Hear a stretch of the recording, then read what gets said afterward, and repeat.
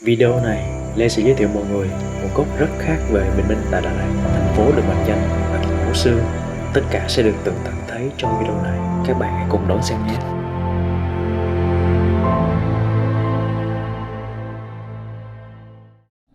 Xin chào mọi người.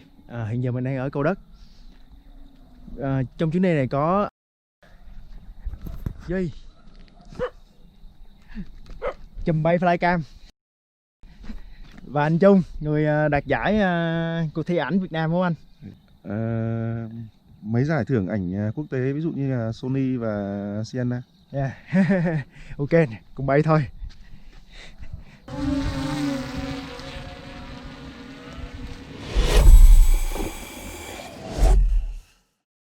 Để đón được cảnh săn mây này, mình và những người bạn đã thức dậy rất là sớm, tầm khoảng 3 giờ 30 sáng và mất 1 tiếng để chạy đến xã Xuân Trường. Các bạn có thể thấy đoạn đường đều và sáng sớm, sương mù rất là dày đặc. Tụi mình phải chạy khá là nhanh để kịp đến địa điểm săn mây. Khác với các video khác về săn mây và theo tour du lịch, mình được một người bạn bản địa dẫn đến một chỗ ít người đến hơn để có được những thước phim đẹp. Bạn đứa mình đều rất thích đi du lịch và chụp ảnh phong cảnh. Các bạn nào mà muốn bắt cảnh săn mây thì mình khuyên là nên dậy sớm như tụi mình. Video này mình sẽ không nói nhiều, mình sẽ quay thật chậm để các bạn tự trải nghiệm nghe. Nào, cùng săn mây thôi. Và bây giờ, ngay tại giây phút này, trước mặt các bạn là khung cảnh bình minh ở Đà Lạt. Rất đẹp phải không nào? Hãy cùng enjoy khoảnh khắc vàng này nhé.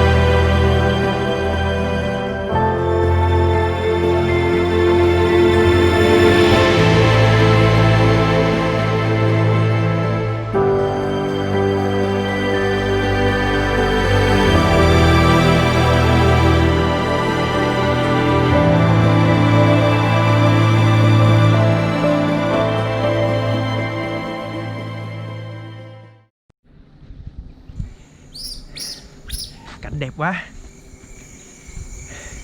Hôm nay mình săn được cũng khá là nhiều mây. Mình cũng đến Đà Lạt được vài lần rồi, nhưng mà chưa bao giờ được săn được mây được vậy. Mỗi lần đến cũng đi đến đây, nhưng mà có điều mây nó thường nó sẽ lặn hoặc nó ít bớt, chứ không có như ngày hôm nay. Hôm nay là rất là dày đặc.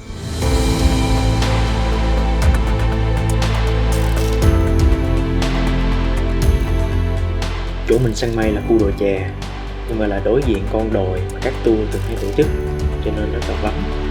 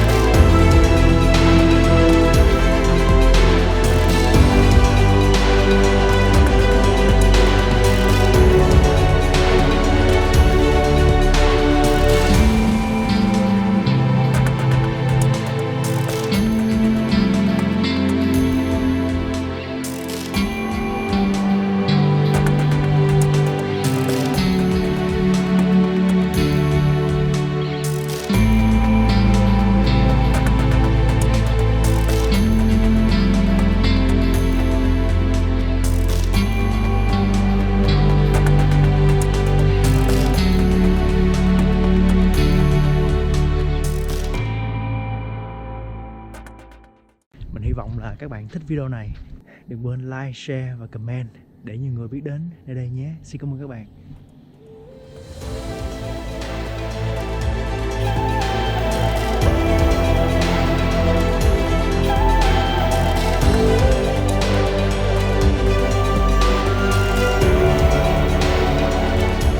Các bạn nghĩ gì về phong cảnh bên đất Đà Lạt? Hãy để lại comment và chia sẻ cho mọi người biết đến Việt Nam chúng ta rất là đẹp nhé.